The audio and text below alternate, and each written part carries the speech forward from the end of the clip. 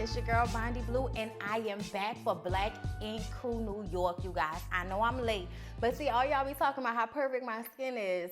Blemish, period, blemish. We all know that everybody went to Seoul, South Korea to look for Young Bae's mom.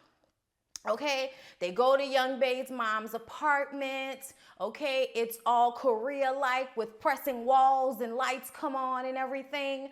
And we're looking for her. She's not there. They're looking for evidence. They think they detectives about to solve Young Bae's mom's murder or some shit like that. I mean, we hope she not dead, but this shit look crazy. Her apartment kind of looked like somebody had thrown things around. She'd written this heartwarming letter about Young Bae and how she hadn't really done anything for Young Bae, but Young Bae takes care of her to this day. So Young Bae was very emotional and crying, and like the person out of everybody that I thought was most sympathetic and empathetic to her situation was Sky. And I was appreciative of that because Sky has this thing now where I go back and forth with being annoyed with her. And just wait, we'll get there. But right now, we still looking for Young Bae's mom. And it's terrifying, you guys. I know this is just a show, but if I could not find Tanya, I don't know what I would do. Somebody gonna get hurt if I can't find Tanya, okay? So I don't know what we gonna end up seeing happen. I think they're going to find her mom, and I think it'll all ends up being okay.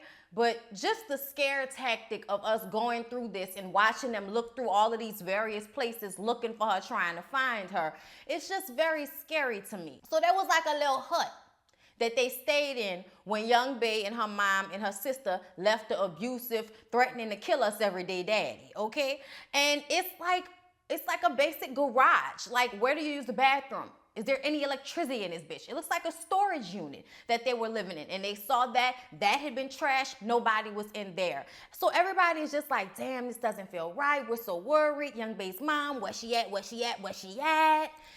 It's just really sad. So, you guys, I totally forgot that the new manager chick, Tatiana, is still working at the shop, regardless to how much nobody wants her ass there. And she also tattoos. I don't know why it was to everybody's surprise that she also tattoos, as if a manager of a tattoo shop wouldn't be able to tattoo. I mean, I kind of feel like a manager of any place needs to also know how to do most of the things that are being done at that job to manage them accordingly, as far as I'm concerned. But she does a hand poke technique tattoo on her cousin, who I think she brought there as backup in case bitches want to jump stupid. You know, you never know. Because the little Jada girl still got an attitude. And I'm like, bitch, you're new too. So why don't you calm down?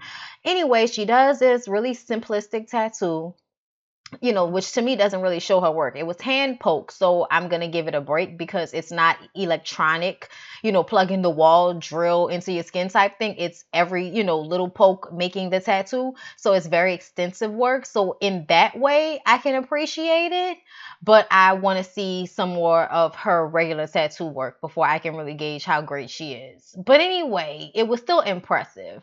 And oh shit likes her.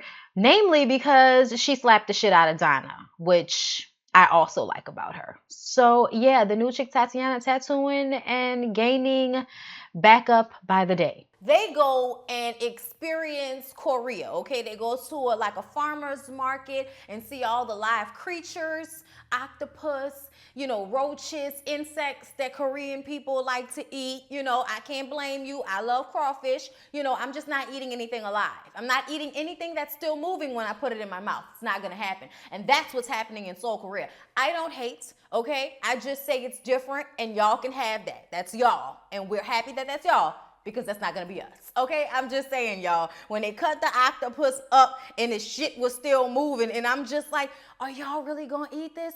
Don't do it. Teddy was throwing up, okay? It was ridiculous. But we did find somewhere that makes real ramen, okay? And we know that the Asian countries know how to make that real deal ramen, which is way better than the shit that's sent over here in various packaging forms with all of the preservatives and fuck shit that they are allowed to put in our food these days, okay?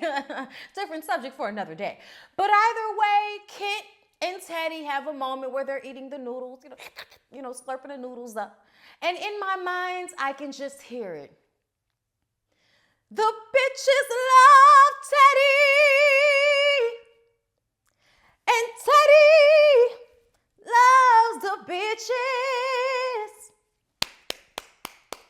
Come on, come on, come on, come on. I said Teddy love the bitches and the bitches love Teddy. Teddy love the bitches and the bitches love Teddy. Teddy love the bitches and the bitches love Teddy. Teddy love the bitches cause the bitches love Teddy. Teddy love the bitches cause the bitches love Teddy. Bitches love Teddy cause Teddy love the bitches. And this is the perfect example of that because Sky taps back into crazy bitch mode, okay? She has a regular calm bitch mode, she has a I'm excited good time mode, and she has a crazy bitch mode.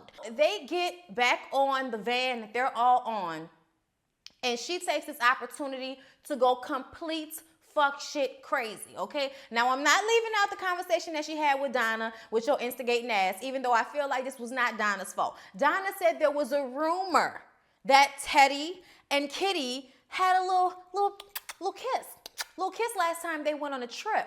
And Sky's upset because she doesn't want anybody having her leftovers.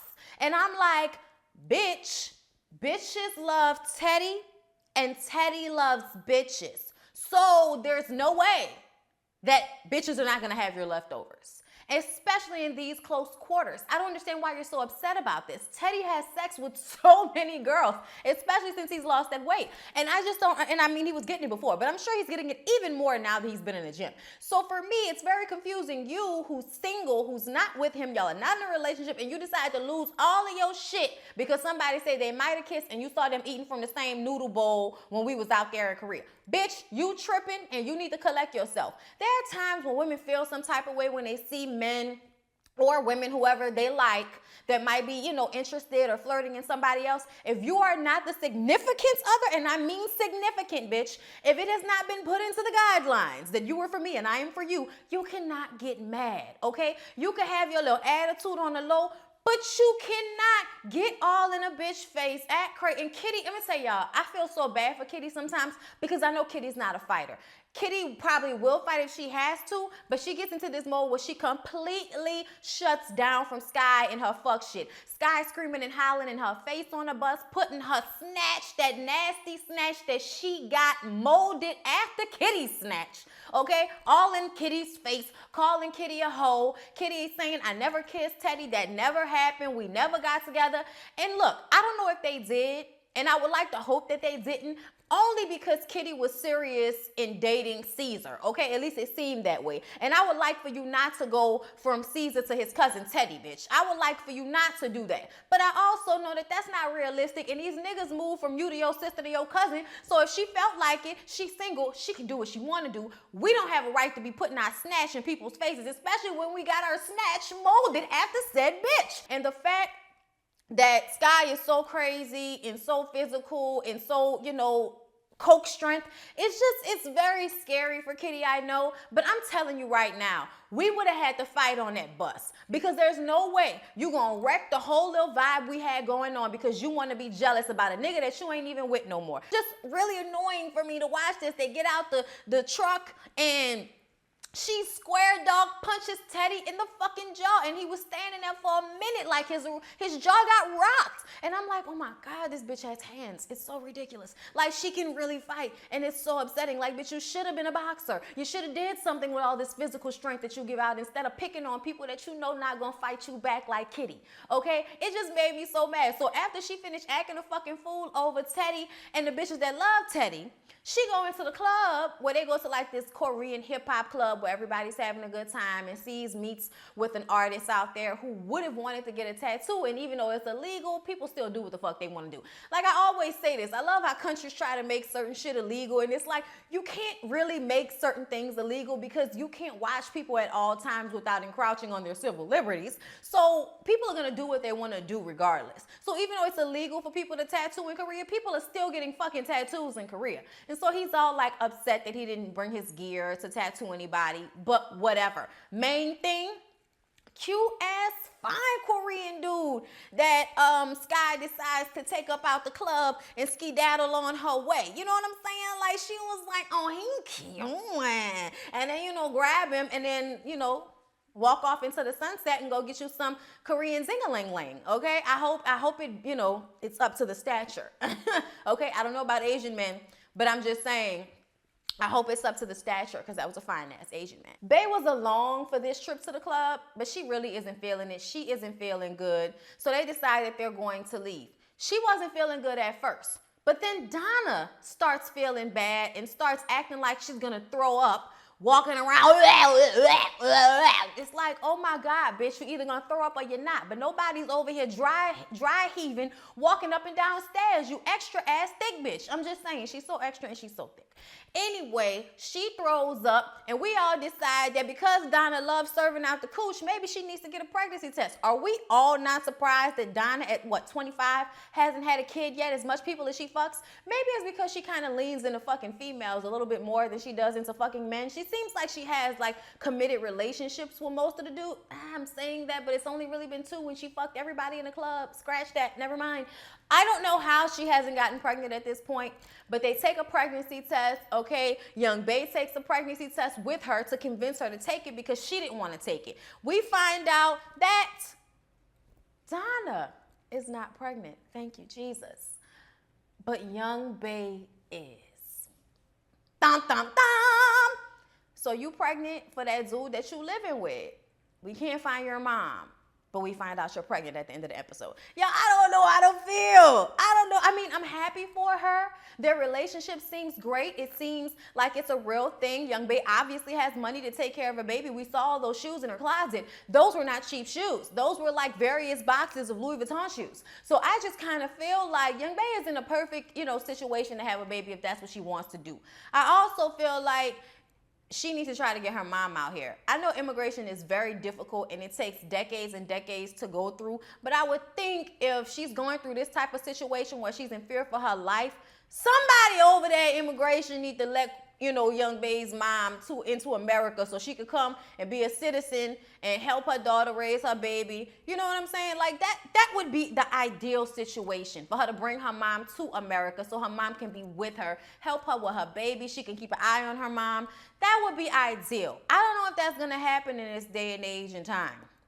I don't know if that's going to happen, but that's what I would want and hope to happen, you guys. But anyway, that was basically everything that happened on Black Ink Crew. It wasn't a lot. If I missed something, I'll talk about it in the next one. They have like a special coming on tomorrow night. So we will get into that, and I will be putting up the video as quickly as I possibly can because this is the week before Mardi Gras. And as you guys know, I work for a news station out here in New Orleans, and it gets really, really hectic and crazy once Mardi Gras starts. Like I literally am going to be working 12 hours for at least two of the days out of this next week, which is not that bad considering how much the NOPD has to go into 12 hours, for the next week. 2 weeks they have to work 12-hour shifts? I know because my friends. Okay. But yeah, anyway, sorry, too much into my life.